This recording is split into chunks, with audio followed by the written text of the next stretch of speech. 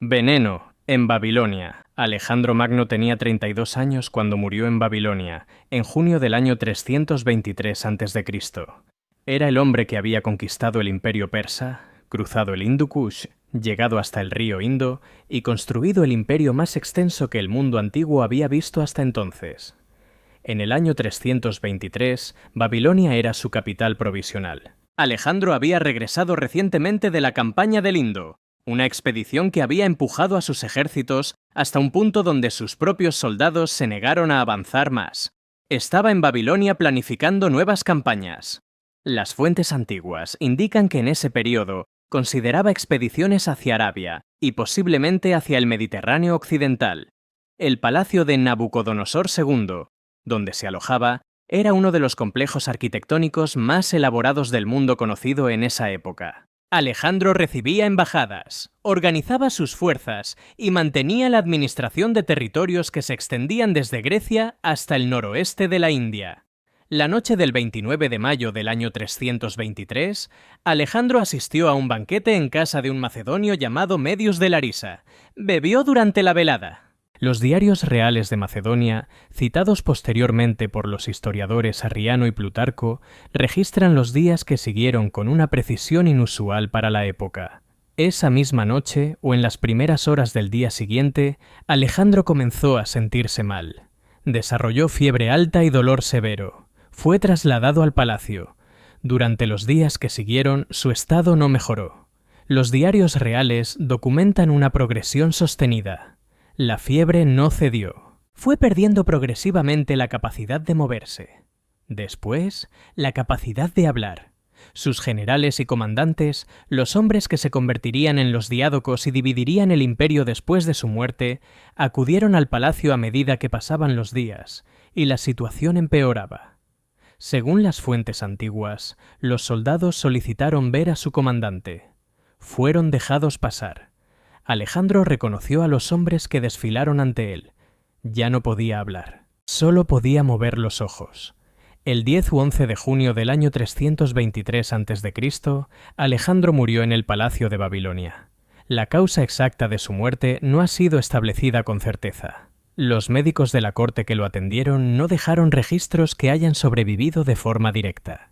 En el año 2003, los investigadores John Marr y Charles Calisher publicaron en la revista Emerging Infectious Diseases una propuesta que combinaba fiebre tifoidea con el síndrome de Guillain-Barré, lo que explicaría también la progresión de la parálisis. Otros investigadores han señalado el envenenamiento con el éboro blanco, conocido en latín como Veratrum album, como una posibilidad. Otros apuntan a la malaria severa. No existe consenso médico moderno sobre la causa. Una particularidad documentada por las fuentes antiguas añadió una complicación que los historiadores modernos han analizado. El cuerpo de Alejandro supuestamente no mostró signos de descomposición durante varios días después de su muerte. Algunos investigadores modernos interpretan esto como posible evidencia de que el síndrome de Guillain-Barré puede haber simulado la muerte clínica antes del fallecimiento real. Las circunstancias exactas no fueron verificadas por medios modernos. Alejandro Magno fue declarado muerto en Babilonia en junio del año 323 a.C. Tenía 32 años. No dejó un heredero claro.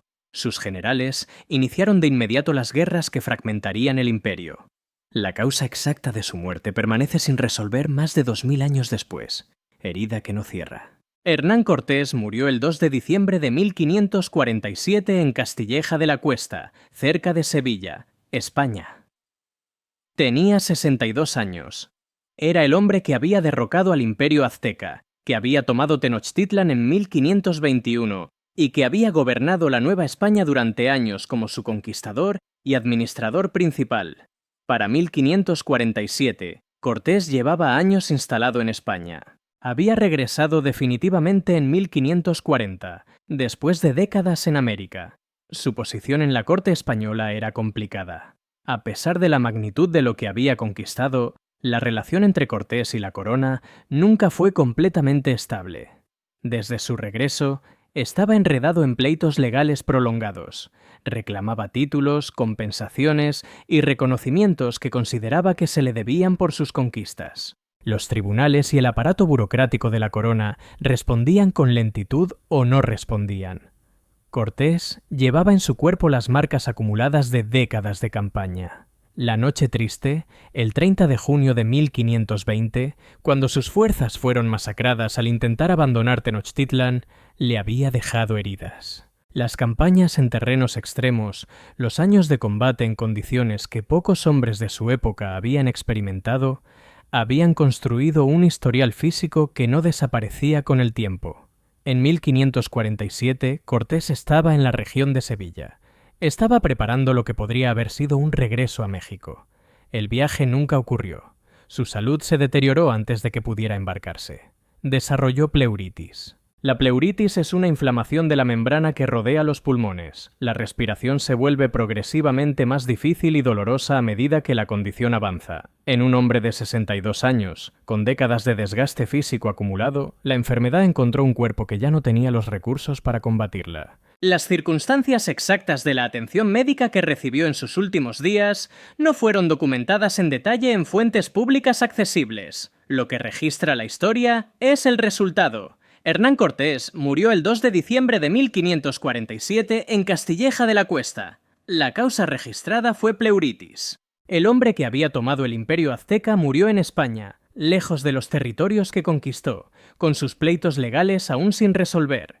Sus restos fueron trasladados varias veces a lo largo de los siglos. Se encuentran actualmente en el Hospital de Jesús Nazareno, en Ciudad de México, Lanza en las Filipinas. Fernando de Magallanes murió el 27 de abril de 1521 en la isla de Mactán, en el archipiélago que hoy se conoce como Filipinas. Tenía aproximadamente 41 años. Era el navegante portugués al servicio de la corona española que lideraba la primera expedición en intentar circunnavegar el globo.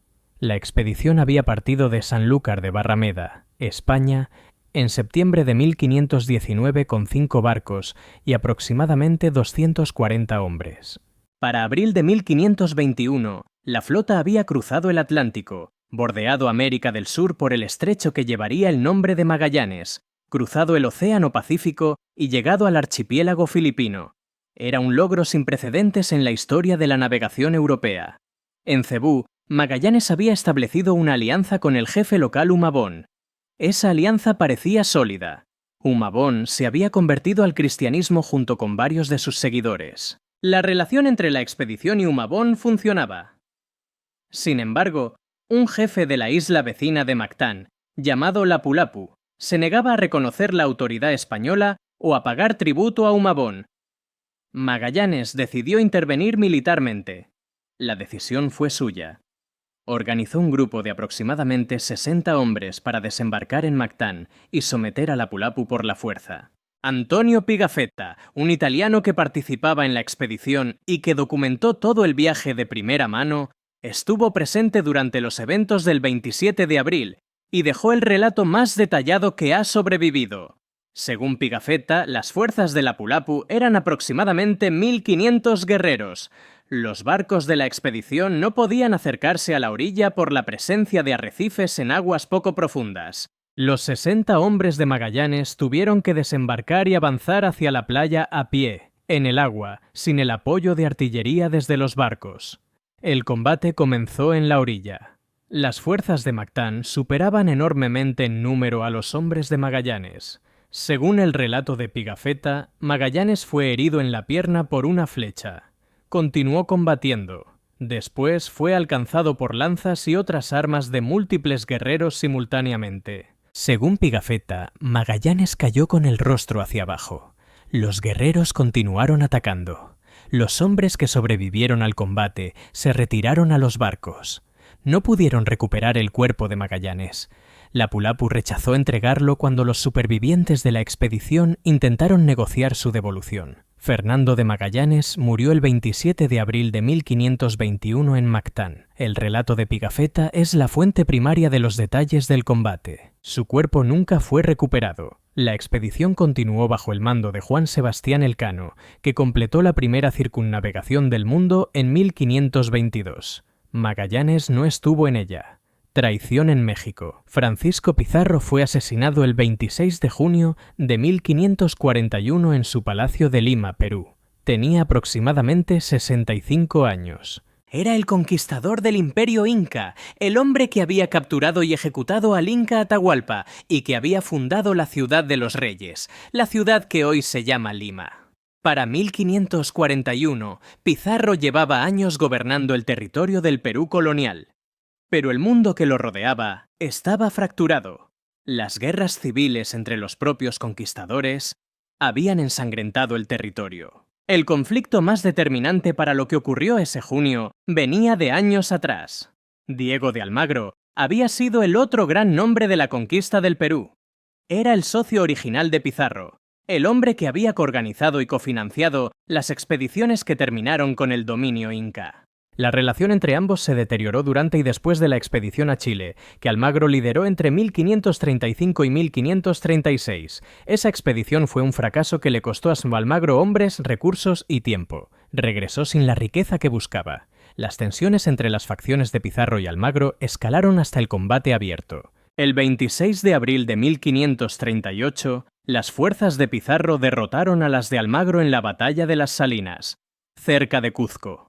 Almagro fue capturado, fue sometido a juicio, fue ejecutado por garrote en julio de 1538, con su cuerpo decapitado públicamente después.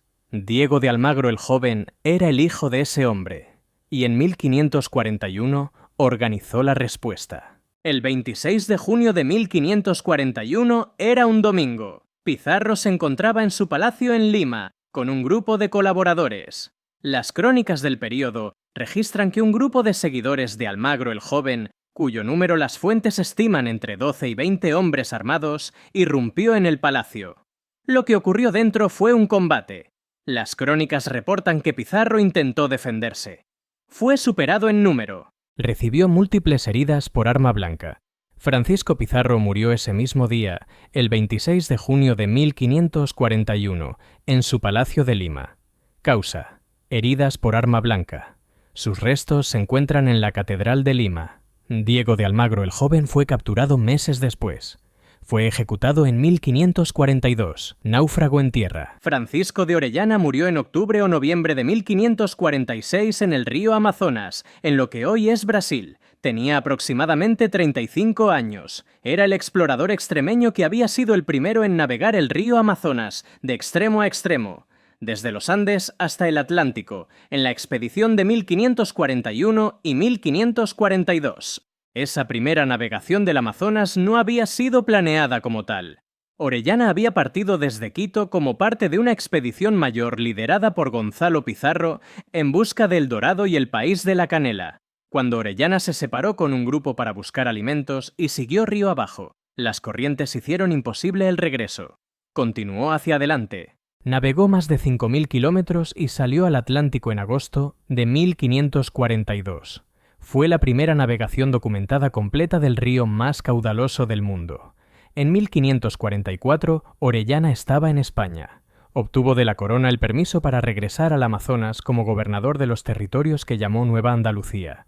Era una oportunidad de retornar al río con autoridad oficial y establecer asentamientos permanentes. La expedición partió de España en 1545 con varios cientos de hombres y los recursos necesarios para una operación de colonización a gran escala.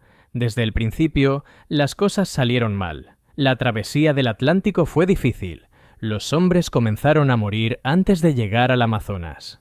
Las enfermedades que aparecieron durante la travesía marítima no se detuvieron al llegar al continente. Las condiciones dentro del Amazonas, el calor, la humedad, los insectos, la falta de suministros adecuados y la hostilidad de las comunidades indígenas que encontraron en el río diezmaron la expedición progresivamente. Los hombres morían en números que hacían inviable el objetivo original. La expedición se desintegró. El plan de establecer colonias no se materializó. Los supervivientes intentaron abrirse paso de regreso. Orellana murió en el Amazonas en octubre o noviembre de 1546. La causa registrada por las fuentes disponibles fue enfermedad, posiblemente fiebre tropical, según el relato de su esposa Ana de Ayala, que sobrevivió a la expedición. Los detalles exactos de sus últimos días no están documentados con precisión en fuentes verificables. La fecha exacta de su muerte no está confirmada con certeza. La ubicación específica dentro del Amazonas donde murió tampoco ha sido establecida de forma definitiva. Francisco de Orellana murió en el río Amazonas en 1546. El río que navegó por primera vez fue también el lugar donde murió. La expedición que lideró fracasó completamente. Ninguno de los asentamientos proyectados fue establecido. Caída en Nochistlán. Pedro de Alvarado murió el 4 de julio de 1541 en Guadalajara, Nueva Galicia, que hoy corresponde al estado de Jalisco en México. Tenía aproximadamente 55 años. Era uno de los conquistadores más conocidos de la Nueva España, el hombre que había liderado la conquista de Guatemala y que había participado directamente en la campaña de México junto a Hernán Cortés. Para 1541, Alvarado era una figura de enorme peso en el mundo colonial americano. Había gobernado Guatemala, tenía proyectos de expediciones hacia el norte y hacia el Pacífico. Ese año participaba en la represión de la Guerra del Mixtón, un levantamiento de los pueblos cascanes en la región de Nueva Galicia contra el dominio español. Era un conflicto que había estado costando bajas a las fuerzas coloniales y que requería la intervención de figuras militares de alto rango. En los últimos días de junio de 1541, las operaciones militares se desarrollaban en las laderas del Peñol de Nochistlán, una formación elevada desde la que las fuerzas cascanes resistían el avance español. El terreno era difícil, las laderas del Peñol eran pronunciadas. El combate en esas condiciones era exigente para hombres y caballos. El 24 o 25 de junio de 1541, las crónicas del período registran el incidente que determinó lo que vendría después. Un soldado español, identificado en algunas crónicas como Montoya y en otras como Montano, perdió el control de su caballo en las laderas del Peñol. El caballo se desbocó cuesta abajo. En su caída, el animal cayó sobre Alvarado. El peso de un caballo sobre un hombre causa un daño que no siempre es inmediatamente visible en su totalidad. Alvarado sobrevivió el momento del aplastamiento. Estaba vivo, pero las lesiones internas que sufrió eran severas. Fue sacado del área del combate. Fue transportado a Guadalajara, la capital de Nueva Galicia. El virrey Antonio de Mendoza estaba al tanto de su estado. Durante los días que siguieron al accidente, el estado de Alvarado no mejoró. Las lesiones internas no cedían. Los recursos médicos disponibles en Guadalajara en 1541 eran los de una ciudad colonial en una región que había estado en guerra activa. Las posibilidades de recuperación de ese tipo de daño eran limitadas. Aproximadamente 10 días después del incidente en Nochistlán, Pedro de Alvarado murió en Guadalajara. Fue declarado muerto el 4 de julio de 1541. La causa fue las lesiones sufridas cuando el caballo cayó sobre él en las laderas del Peñol de Nochistlán, ejecutado en Acla. Vasco Núñez de Balboa fue ejecutado en enero de 1519 en Acla, Panamá. Tenía aproximadamente 44 años. Era el explorador extremeño que el 25 de septiembre de 1513 había sido el primer europeo en ver el Océano Pacífico desde el continente americano, tras cruzar el istmo de Panamá a pie con un grupo de hombres y aliados indígenas. Ese momento de 1513 había sido uno de los hitos más significativos de la exploración europea en América. Balboa llegó a la costa del Pacífico, entró al agua con su armadura y su espada y reclamó ese océano y todas sus costas en nombre de la corona española.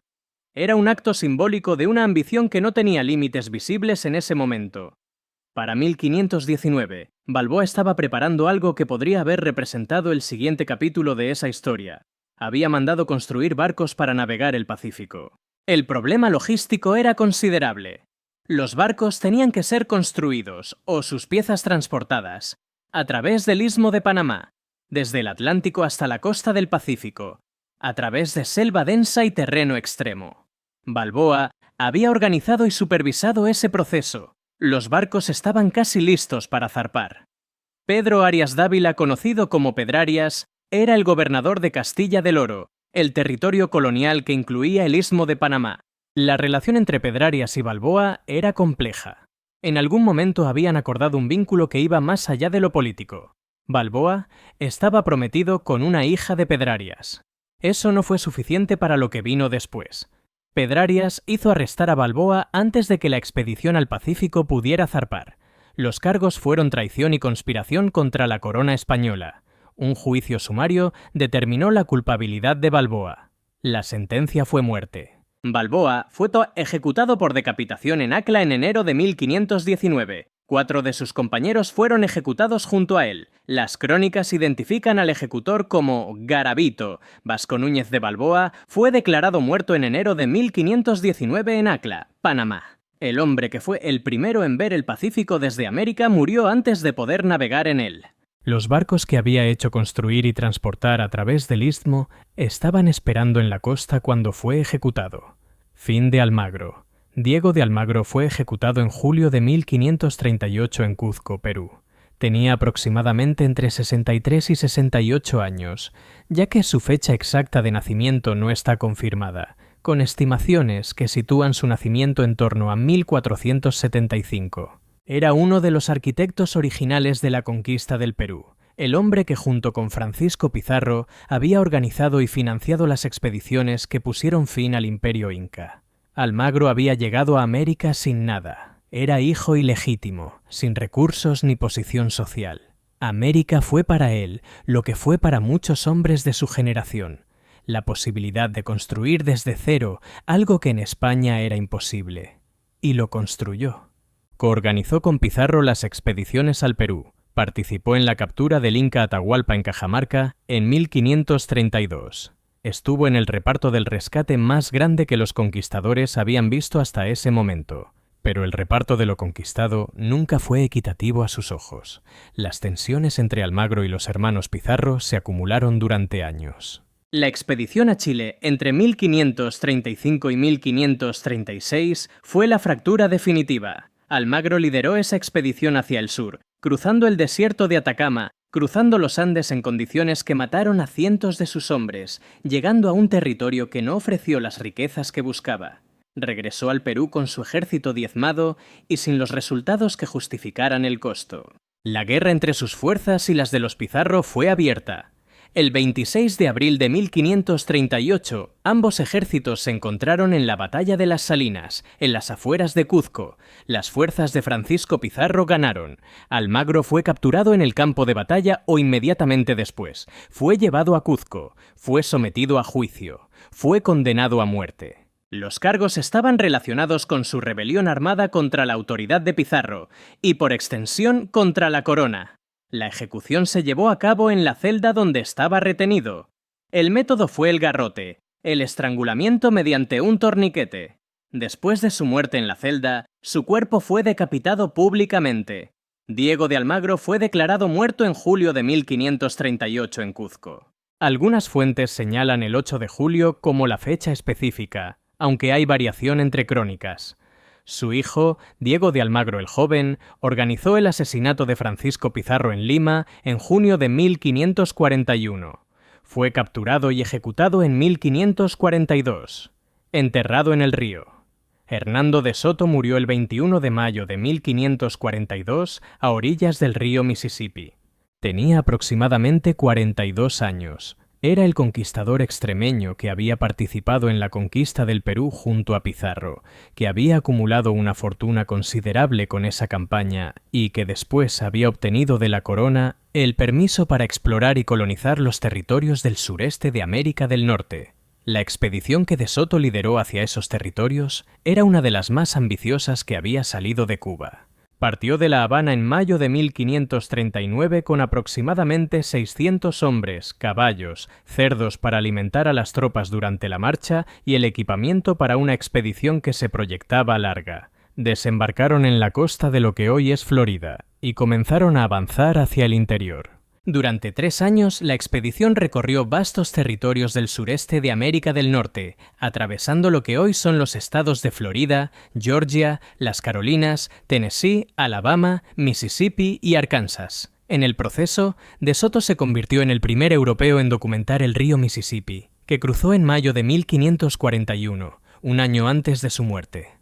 Esos 3 años habían sido extenuantes. La expedición había sufrido bajas constantes. Los enfrentamientos con comunidades indígenas, entre los que destaca la batalla de Mavila en octubre de 1540, habían costado vidas y equipamiento. Las enfermedades habían hecho lo mismo. Para mayo de 1542, la expedición no se parecía a la fuerza que había partido de Cuba. Era un grupo reducido, desgastado, lejos de cualquier punto de suministro, en territorio que ningún europeo había cartografiado. De Soto había mantenido ante las comunidades indígenas que encontraba la afirmación de que era inmortal, de que era hijo del sol. Era una estrategia para mantener una posición de autoridad y evitar ataques.